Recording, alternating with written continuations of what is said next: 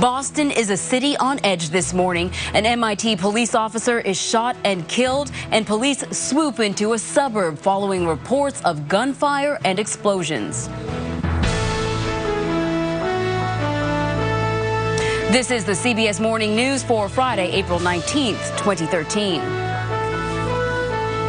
Good morning. Good to be with you. I'm Anne-Marie Green. Well, this morning there is breaking news out of the Boston area. Dozens of law enforcement officers converged on a suburb shortly after an MIT police officer was shot and killed, and just hours after the FBI released photos of two men suspected in the marathon bombings.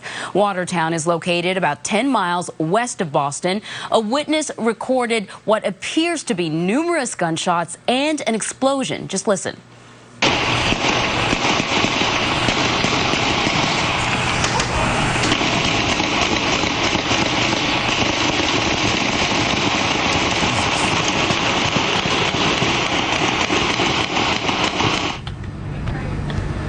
Now, CBS's Don Dahler is in Watertown this morning. Don, good morning. What can you tell us? Good morning, Anne-Marie. Well, right now we're preparing for a press conference. State Police is expected to come out to give us the latest anytime. Of course, we'll bring that to you. But right now, let me set the stage here. Watertown, as you said, is outside of Boston across the Charles River. At 10:40 this evening, there was a shootout involving an MIT police officer and two individuals, described as at least two individuals. One officer is dead. A transit police officer has also been injured. Now, we're not sure if that happened in the initial event or if it happened in a subsequent gunfight with these two suspects. The residents in this area describe hearing numerous gunshots as well as an explosion, at least one explosion. One eyewitness describes two individuals in a dark SUV who were engaging in gunfire with a number of police officers. While that was going on, one of the individuals was described as bringing something out of the vehicle and rolling it on the street. That item exploded. We don't know exactly what that was, but eyewitnesses do describe a very large explosion that actually lit up the sky. Thousands of police have descended on this area and actually have cordoned off a large portion of Watertown itself. In fact, we keep being moved back intersection to intersection to intersection as they widen out this cordon because they are still looking for at least one suspect. We know that they are going on a house-to-house search. It's an incredible manhunt here. We literally have seen hundreds of police cars, SWAT teams, command centers pulling into the area here as they continue to look for, again, at least we know of one suspect who is still at large. Now, the events have been moving rapidly since the bombings that occurred on Monday. I have to make a point here that the FBI is not confirming that this is related to the marathon bombings. But of course, there are correlations, especially if an explosive device was used by these suspects. That bombing, of course, happened on Monday afternoon. 3 people were killed, over 160 injured. Earlier today, the FBI held an unprecedented press conference. We have never seen this before. They actually presented the public with video, actually high-quality video of two suspects, two persons they are looking for, as well as photographs. Now, the FBI's website has been overwhelmed with people looking at the videos, looking at the photos, but also sending messages to the FBI, tips. There have been an unprecedented number of phone calls coming from all over, people who may have recognized these two individuals. But right now, again, let me just give you the facts that we know them. There is one Massachusetts Institute of Technology police officer who has been shot dead. A transit police officer is in the hospital. There is one suspect in custody and at least one suspect still at large. Police are looking in Watertown, Massachusetts for that individual. Anne-Marie. Don, before you go, you mentioned that police officers keep moving you back, expanding the restricted area. Are they giving you an explanation as to why they need you to move back? Yes, they are. They say that the individual they're looking for is exceedingly dangerous. I mean, you can imagine anyone who would engage in gunfire with police. There's one eyewitness report, in fact, who says that this individual jumped in the SUV after this gunfight with police and drove it right at the police line, crashing through the police line. We don't have an independent confirmation of that, but the New York Times quotes an eyewitness as describing that. So the police are concerned for our safety, but they're also trying to make sure that they find this individual, so they continue to move us back. I think we're here for a while. The state police said that they're going to come to this location right here and give us the latest as soon as they can. All right, Don Dahler in Watertown, Massachusetts. Thank you very much, Don. Well, as you heard earlier this morning, the FBI released new enhanced photos of the suspects in the marathon bombing. One's wearing a dark cap, the other is wearing a white baseball hat worn backwards, and they're seen together on the sidewalk near the marathon finish line. Susan McGinnis is also in Boston. Susan, good morning. Anne-Marie, good morning. You know, these fast-changing developments that have been happening overnight, including the arrest in Watertown, the manhunt for another suspect, the earlier shooting at MIT, all of these events happening so quickly after that press conference where the FBI revealed those videos and started this flurry, this incredible flood of responses from the public. It's no wonder that Boston is back on edge. The images are dark, but the sounds of gunfire and explosions rang out in the early morning hours about 10 minutes from downtown Boston. Police are out in force in the community of Watertown, where the shots were heard. The FBI and Cambridge Bomb Squad are there as well. The search follows a police officer being shot and killed on the MIT campus late last night. We're not sure if the search is connected to Monday's marathon bombing, but this is a city on edge while the bombing suspects remain on the loose. We are working methodically and with a sense of urgency to identify those responsible for the bombings. Thursday, the FBI released these images of the two men they are calling suspects in the marathon bombing. Both are seen carrying backpacks, and though they aren't walking together, officials say they have strong evidence the men are connected. This man, called Suspect 2, was seen putting his backpack down at the site of the second bombing and then running away when the first bomb exploded. The response to the FBI's appeal for help in finding the suspects has been overwhelming. Within minutes of the release, the Bureau's website crashed because so many people had logged on to look at the videos and the pictures. CBS News has confirmed that this photo, which has gone viral on social media sites, is authentic. It shows Suspect 2 in the aftermath of the bombing. During a memorial service Thursday, President Obama vowed to hunt down the bombers. We will find you.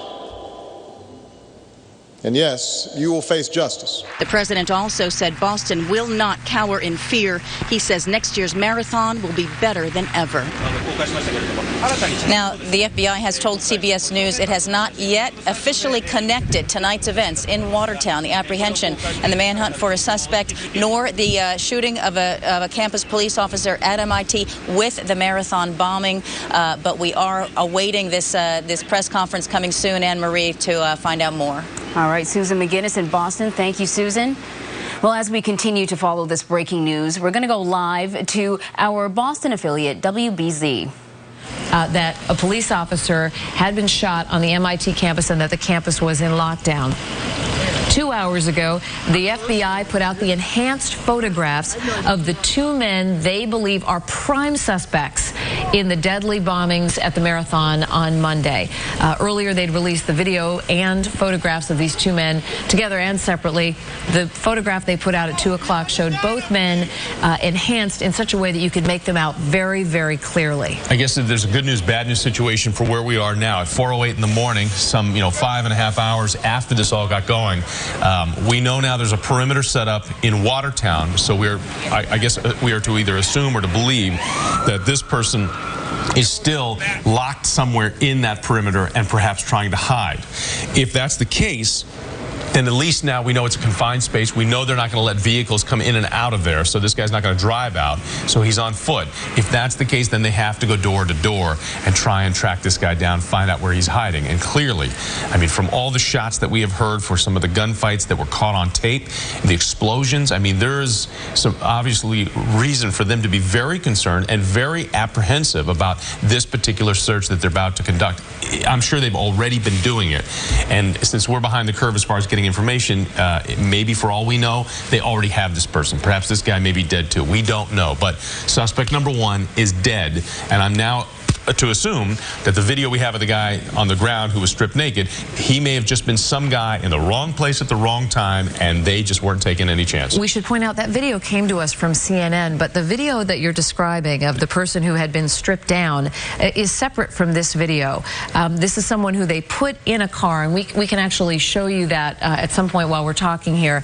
But right now, we don't have any confirmation who's who in this. Right. Just that we have the potential for 2 suspects. One is dead, one is at large, and our partners at the Boston Globe reporting that a source close to the investigation that they have been talking to says that one of these suspects is in fact connected to the bombings at the finish line. And I guess it wouldn't seem such a reach given the level of violence that we're seeing here and the level of violence that was perpetrated on our Boston Marathon on Monday. Again, where we stand now at 4:10, we know that we're just looking for a second suspect. And who's that? I'm sorry? Lauren's on the phone with us? All right, let's talk to Lauren for a second. Lauren, where are you and what do you got? Well, we are here at Nichols Street in Watertown, and what we can tell you now is that this place actually seems a little calmer than it was just.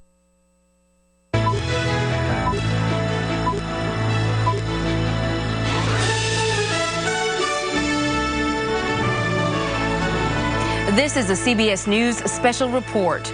I'm Anne-Marie Green at CBS News headquarters in New York. There is a major development in the case of the Boston Marathon bombing. CBS News has learned that one of the men suspected in the bombing is dead, and there is a massive manhunt underway for the other.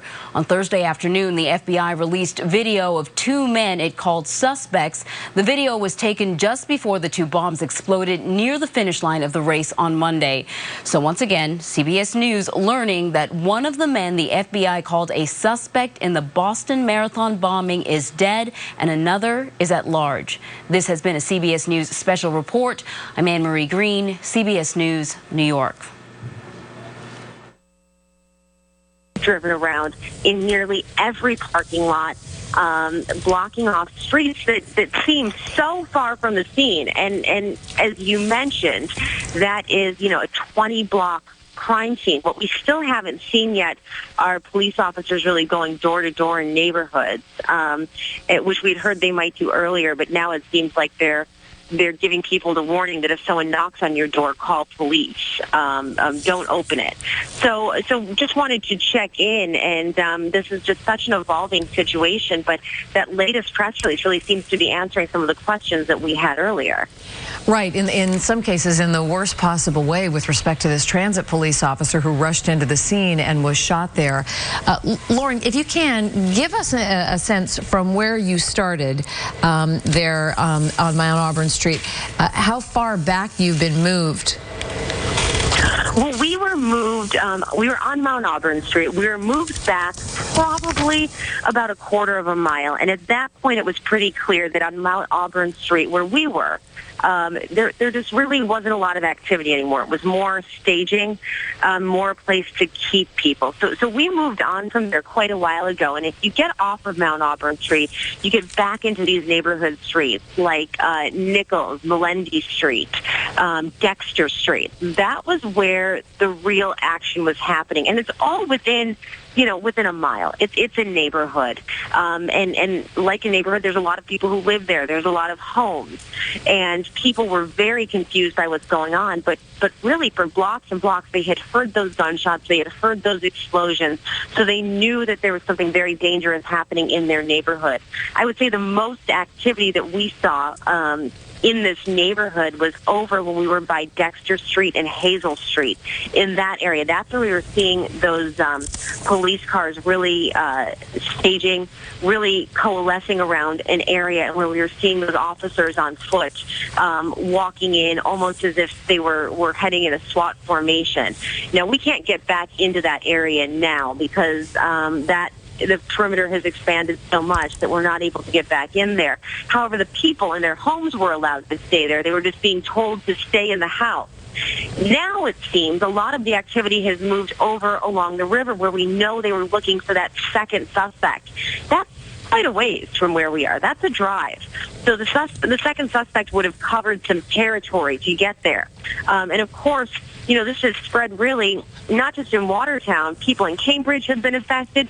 People in Boston have been affected. The suspect who later died, we're learning, was taken to a Boston hospital that was under lockdown. So this is a manhunt and an investigation that is impacting so many communities and such a vast area of Boston and Cambridge and the surrounding communities. It really is all-encompassing. And in